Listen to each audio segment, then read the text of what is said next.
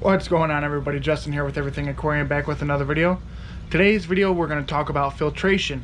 I'm going to go over the different filtration I use, what I like the best, what I don't like, and break it down for you a little bit, I suppose. Let you build your own opinion off that. This video could be for beginners, could be for more advanced aquarists. You could take some information from it as well, but really I guess it would be more toward the beginner fish keeper. To try to kind of build some info on what you want to get started with, what kind of filtration you think you'd want to start with, and I can also recommend some things for that as well. But really I want to let you build your own opinion. That way you can kind of go through trial and error, and as well as, you know, like I said, I'll give you my own opinion as well. So yeah, let's jump right into the video, guys. Thanks for watching. Alright, let's start off on the 55-gallon tank, which you've seen just in a few recent videos. Forgive me for my lighting because I have horrible lighting down here. Anyways, what you kind of probably guessed if you were a advanced hobbyist is we're going to jump right into the hang on the back filters. This one is a little bit more intermediate hang on the back. This is an Aqua Clear 110. Fluval makes them as well. I think they sold to them or something like that, of that sort. I'm not too sure exactly. I haven't bought one in a long time, but this one specifically is Aqua Clear 110. They make other models such as, this is the Aqua Clear 50. They make, I think, 20, 30, 50, 70, and 110. The 110 is probably the best bang for your buck just because you can fit so much media in the back. We'll take this top off here. And that's definitely one of the benefits to it is you can fit all this media in here. I have 2 bags of bio media. And then, you know, the standard 110 filter sponge back there. Plus you have a bonus compartment, as I'd like to call it, is where your intake comes in. And right here I just have some Purigen in place of carbon. That way I can stack 2 things of biomedia there, because I like biofiltration, and it's the, you know, most beneficial filtration you could have. You know, that with mechanical and chemical and whatnot. So some benefits to this is, like I said, you can put a lot of biomedia into there. It's very customizable, this version itself. With your more standard ones, I wouldn't necessarily recommend buying like a Tetra hang on the back filter. It will work, but when you replace those cartridges, you're throwing away that beneficial bacteria, which is, you know, a big necessity to have a healthy fish tank. So you want to keep that. And that's what's good about this. You can just rinse this stuff under tank water, replace it, that's good to go. You never throw any of this stuff away. You never really need to do anything with it besides rinse it off every now and then. Other than that, some cons are, like, I'm running this on a sand substrate tank right now. So it's not the best for this application, which I'm going to switch it up. I think I might do sponge filters on here. But the issue is it'll suck up sand, get into the impeller. These are electromagnetically driven impellers. So they're not, you know, they're not mechanically driven. They're driven by a big electrically charged magnet. And if sand gets inside of that bearing or on that center rod, it can mar some carvings into it and makes it kind of louder. If you can hear right now, it's already starting to do that. So that's the issue with that. Another thing with this is they're just generally noisy. You know, they're not the easiest to maintain as well. They are definitely easy compared to the other filtration that we're going to talk about, but compared to, say, like a sponge filter, it's not as easy. Speaking of sponge filtration, there is pre-filters on here, which is another form of filtration, if you want to call it. It's really a boost for your, like, hang on the back or canister filter, or however you're doing things. I have a whole video on these sponge filters here if you want to go check that out. But anyways, they kind of just, you know, it's a pre-filter. They block out big pieces of waste or whatever is going up into the filter, and save you time on maintenance, and also more room for biological bacteria. So other than that, let's go jump into another form of filtration. Real quick, guys, as I was editing this, I just realized that I don't currently have a good canister filter to take a video of. I planned on taking a video of one if I did have a good one to take a video of. But as I was editing it, I realized I didn't even take a video. So anyways, canister filter, it's really the same thing as a hang on the back, except sealed up below the fish tank. If you don't have a picture of one, just Google one. I have a Fluval 206 canister filter. Just can't find all the stuff to make it fit together right. Anyways, that'll have a couple baskets where you can put media in, and it's pretty simple. I'll try to throw a picture of one up if I can. I don't really know how to use this editing software. I'm just not very good at it, but yeah, you may just have to Google one. But other than that, those are good filters. Those are definitely a little bit more intermediate, I would speak of, I guess, if you want to call it intermediate. Beginners could use it as well, but always start with a hang on the back, in my opinion. That just works the best.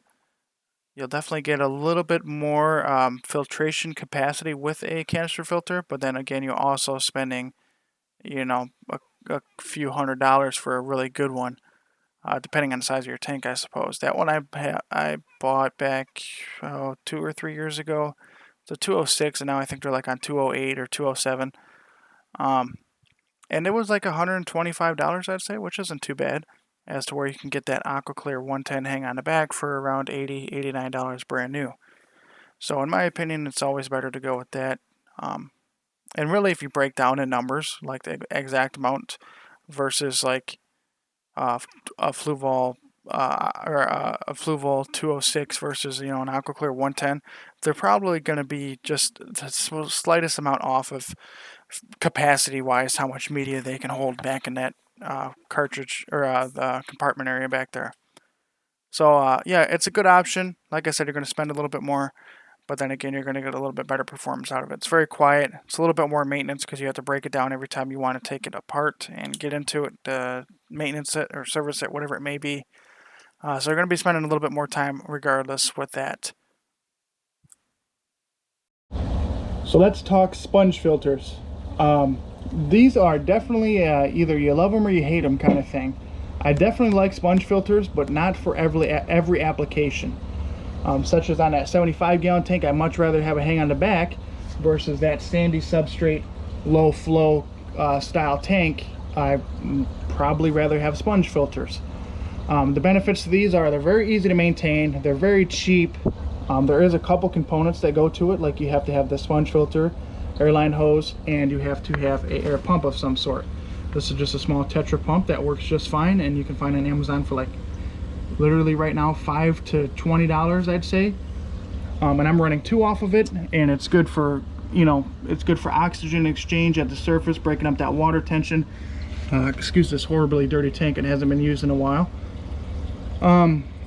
But they have a lot of beneficial uses, such as, like I said, breaking up that surface agitation, or agitating that surface up there. They're very good at mechanical filtration. They'll pull everything out of the water so long as it's the adequate size. Plus they hold a lot of beneficial bacteria, just as long as you maintain them properly and you're rinsing them under tank water. And this is just, like I said, a beginner video, so a lot of you guys may not know, but never rinse aquarium filtration under tap water. There's chlorine in it, which is made to kill bacteria, and it will kill the beneficial bacteria that you have worked so hard to build up on that surface. So never rinse it under tap water unless maybe you're on a well, but I would still treat it just to be safe. Anyways, other than that, never rinse it under tap water. Always use it under tank water, or get tap water and then treat it and then rinse it, if that makes sense. But that's all based off the nitrogen cycle and beneficial bacteria. But look up more of that if you're interested, and always be sure you're playing safe with beneficial bacteria. So a pro with these guys here are it's very cheap to maintain. Like I said, you take it off, you rinse it, you never have to really replace it until it breaks down. We'll talk about that in a second, because that is part of the issue with these. Another thing is you get a lot of filtration for really cheap. If you can find a good air pump, then you're really set. There's not really much else than that. You can't really have any chemical filtration with it, which you necessarily don't need. If you have a good quality setup, you shouldn't really need it.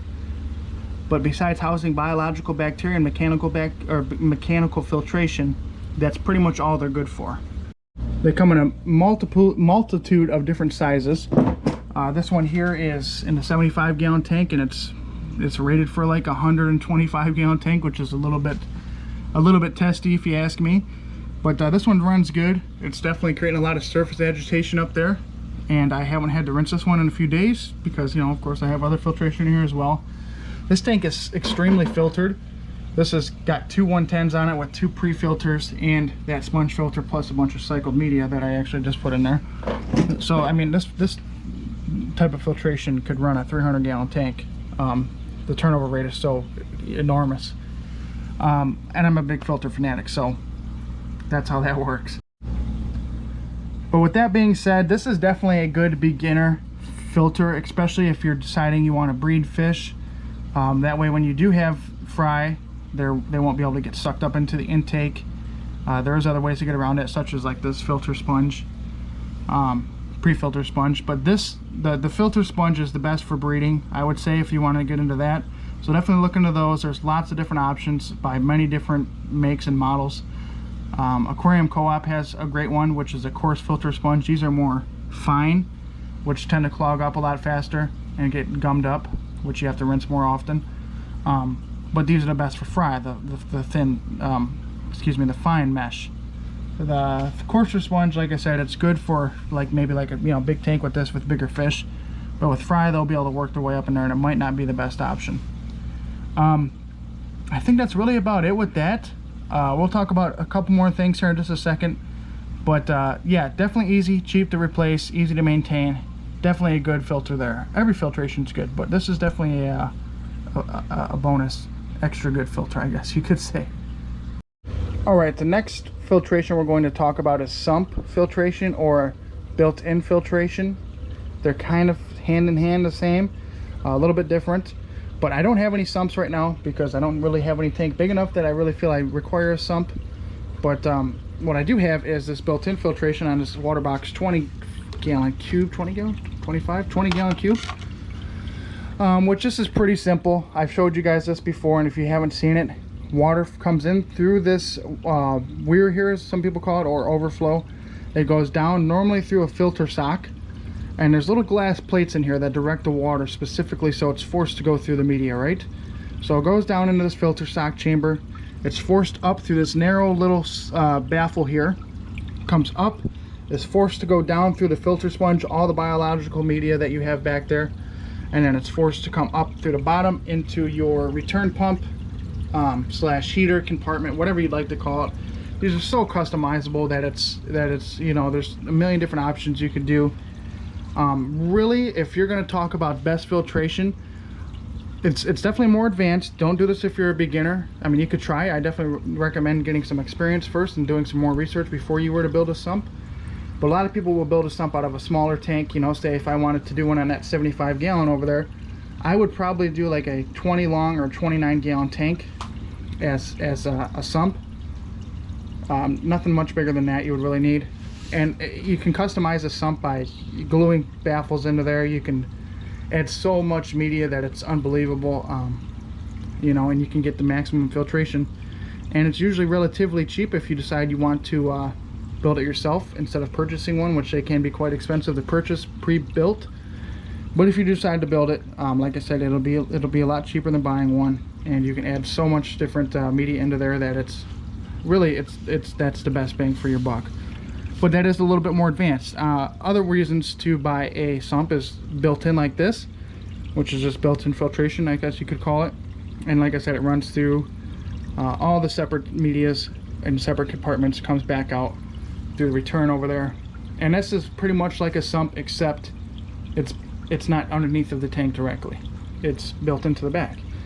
And it's almost like a canister filter in a way. Canister filters are almost like sumps, except exposed. I guess you could say they don't necessarily always have lids on them, and they're not usually sealed like a canister filter is. So that's the best relation that I can think of. A canister filter is like a sump.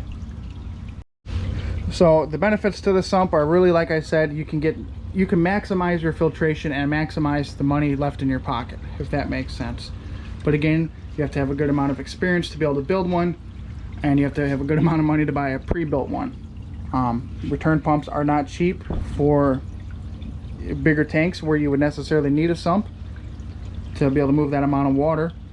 You definitely have to pay the price on it. There's lots of ways to get around it, but you really want to something like a return pump. You want to be able to spend the amount of money in the long run. That way it'll save you money at the end of the day. That way you won't be replacing pumps every 6 months or every couple months or whatnot.